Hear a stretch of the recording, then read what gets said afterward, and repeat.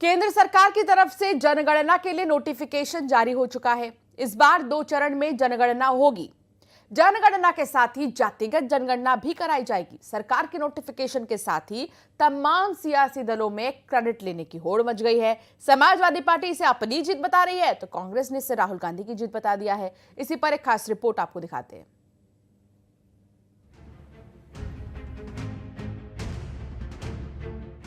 केंद्रीय गृह मंत्रालय ने भारत की 16वीं जनगणना के लिए अधिसूचना जारी कर दी है। जनगणना के साथ ही जातिगत जनगणना भी करवाई जाएगी।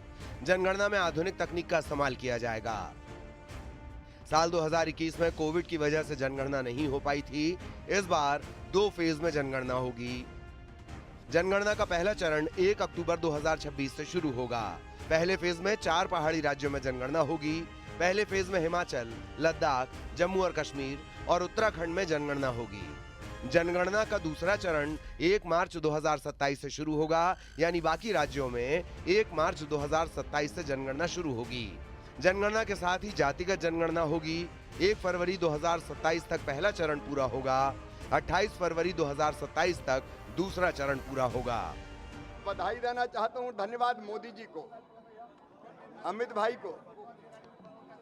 आज इसी दिन जातिगत जनगणना की तारीखें घोषित कर दी गई है। जनगणना होगी लेकिन जातिगत जनगणना। मैं उनको बहुत बहुत धन्यवाद देता हूं। हम जो कहते हैं वो करते हैं।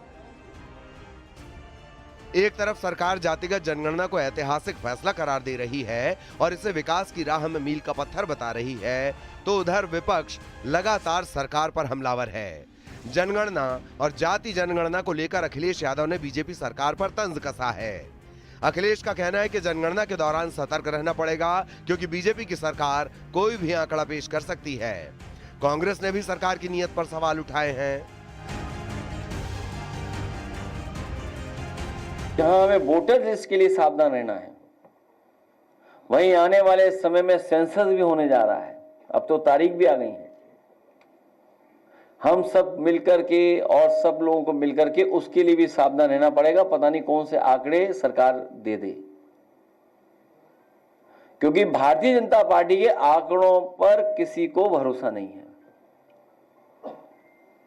जो बुनियादी सवाल हैं, किसान की तरक्की, खुशहाली, उसकी आय दोगुनी होना, हर फसल की कीमत मिल जाना, किसान की जरूरत की चीजों को सस्ता उपलब्ध कराना, समय पर उपलब्ध कराना, सरकार का कोई ध्यान नहीं उस तरफ। आदरणीय राहुल गांधी जी इस मुद्दे को उठा रहे थे संसद में। उनकी जात पूछी गई, अर्बन नक्सल कहा गया, मीडिया में तमाम उनके प्रवक्ताओं ने गाली तक दिया, जात से जात बांटने की बात की। आदरणीय राहुल गांधी जी ने कहा था कि इसी संसद में मैं जातिगत जनगणना को पास करूंगा, और इसी सत्र में सरकार झुकी। फील्ड में डोर टू डोर जनगणना करने के लिए 34 लाख सर्वे करने वाले और सुपरवाइजर लगाए जाएंगे, जो फील्ड से डाटा इकट्ठा करने का काम करेंगे। इसके अलावा 1,30,000 जनगणना पदाधिकारी तैनात किए जाएंगे। ये सारे कर्मचारी जनगणना के लिए फील्ड सर्वे से लेकर इसका पूरा डाटा बनाने का काम करेंगे। न्यूज़ 18 के लिए ब्यूरो रिपोर्ट। एक बड़ी खबर आ रही है इस बीच, आपको बता दें, एयर इंडिया की इमरजेंसी